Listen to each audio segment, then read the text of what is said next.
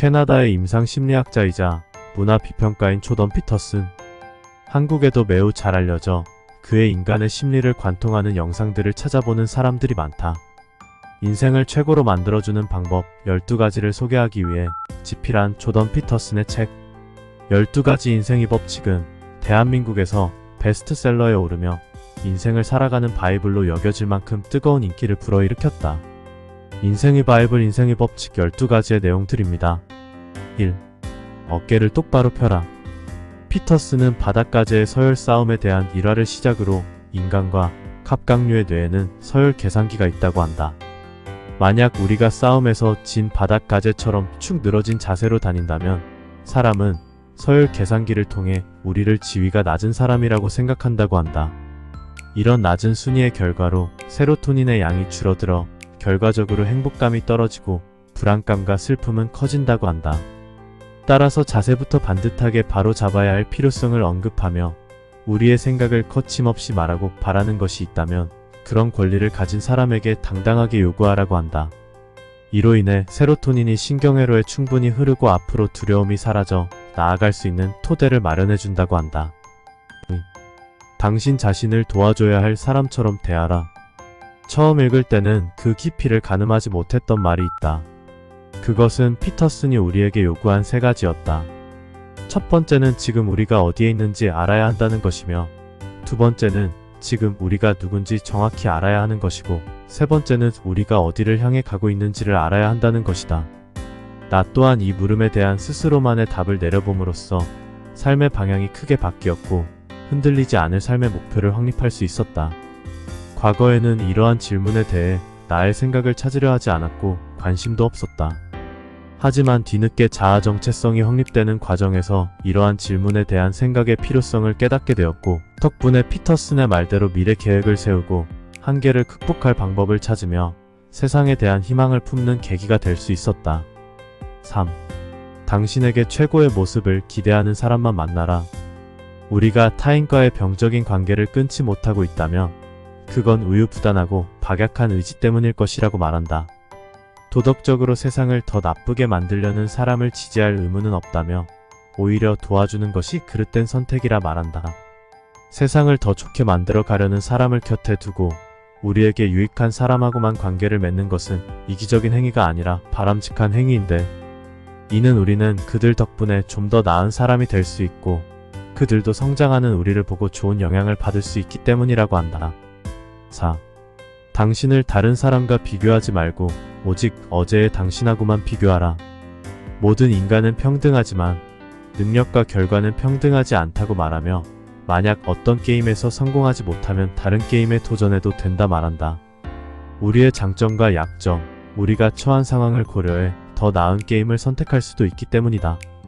또한 얻는 게 있으면 반드시 잃는 게 있기 때문에 모든 면에서 완벽한 인생을 사는 사람은 없다 말한다. 또 아이를 제대로 키우고 싶다면 처벌을 망설이거나 피하지 말라. 5살이 될 때까지 올바로 행동하는 법을 배우지 못하면 친구를 사귀는데 평생 어려움을 겪는다고 한다. 이러한 사회화를 위해서는 처벌이 당연하며, 나아가 이러한 처벌을 언제 어떻게 사용해야 하는 것이 더 중요한 것이라 말한다. 또한 자녀에게 줄 수 있는 가장 큰 선물은 올바른 훈육이라며 처벌의 중요성을 재차 강조한다. 6. 세상을 탓하기 전에 방부터 정리하라. 알렉산드로 솔제니치는 제2차 세계대전 당시 강제노동 수용소에 갇히게 된다. 수용소 안에서 암도 걸렸고 대부분의 삶이 의미 없는 노동에 낭비되었다. 하지만 솔제니치는 그 속에서도 이런 현실이 자신의 책임이 없는가를 생각하며 공산당을 무작정 지지하던 자신의 과거를 떠올리고 삶 전체를 되짚어 보았다. 이를 통해 자신이 갇힌 강제노동 수용소를 고발하는 수용소 군도를 쓰게 되었고, 결정적으로 공산주의라는 이데올로기를 뿌리째 흔들어 놓고 붕괴시킬 수 있었다. 우리 서로가 세상을 탓하기 전 조금 더 책임감을 짊어진다면 더 좋은 세상이 되지 않을까 한다. 7. 쉬운 길이 아니라 의미 있는 길을 선택하라. 이는 일본의 유명한 기업가인 이나모리 가즈오 회장이 이야기한 바와 동일하다. 이나모리 가즈오의 경영 원칙 중 하나는 쉬운 것이 아니라 옳은 길을 택하는 것이었다. 소크라테스 또한 쉬운 길을 거부했다. 그렇기 때문에 2500여 년이 지난 지금에도 그의 결정이 모두의 기억에 남아 마음의 위안을 준다. 피터스는 세상을 더 좋게 만드는 일을 가치책의 가장 높은 곳에 두고 해야 할 일을 해 나갈 것을 권한다. 반면 모든 것을 쉽게 하려는 편의주의는 비겁하고 천박하다 말하는데 이러한 행동에는 신념도, 용기도, 희생도 필요하지 않기 때문이라 말한다. 8. 언제나 진실만을 말하라. 적어도 거짓말은 하지 말라. 진실만을 이야기해야 하는 이유를 크게 세 가지를 들고 있다. 첫 번째는 진실한 모습을 드러내지 않는다면 우리의 진짜 모습을 알 수 없게 되며, 두 번째는 우리의 잠재력이 억눌려 발휘되지 않는다는 것이며, 세 번째는 더 높은 꿈은 지위나 권력보다 인격과 능력의 향상과 관계 있기 때문이라 말한다. 문제 제기가 될 수 있는 사항에 있어서도 회피하지 않고 늘 정면으로 맞서 솔직하게 임해야 한다. 9. 다른 사람이 말할 때는 당신이 꼭 알아야 할 것을 들려줄 사람이라고 생각하라. 피터스는 우리는 대다수 경청하지 못하고 섣불리 상대를 평가하려는 습성이 있다 말한다.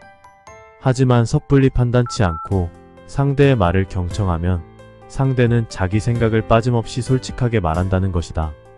피터스는 대화할 때 습관적으로 상대의 말을 요약해서 들려주고 자신이 제대로 이해했는지 묻는다고 한다.